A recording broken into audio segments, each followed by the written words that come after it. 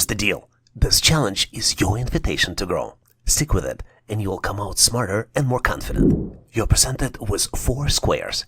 First 3 squares have different shapes inside, and the 4th square is missing.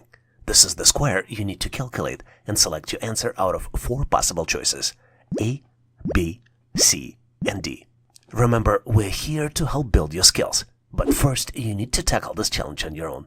And just like on the real test, I'll start the timer. Be sure to lock in your answer before timer's up.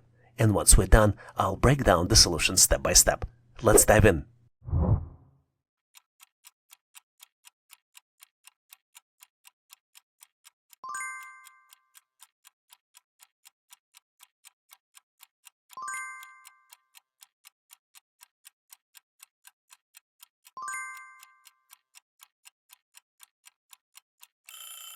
Time's up. Are you ready?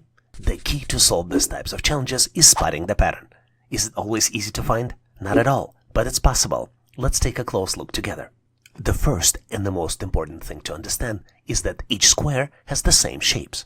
Take a close look at the first square. It has circle, water drop, diamond, and then partial circle. Exactly the same shapes exist in square 2 and square 3. They are just located in different parts of the square. As you might have guessed, the solution for this problem will have 4 different patterns. Let's follow each individual shapes in squares 1 through 3 to detect the pattern for that particular shape. Let's first start with the circle. The circle moves 2 steps clockwise. It basically goes from corner to corner to corner and then to another corner again. The diamond stays on the same line and moves from 9 o'clock to 3 o'clock positions. But here's the caveat. It also changes color.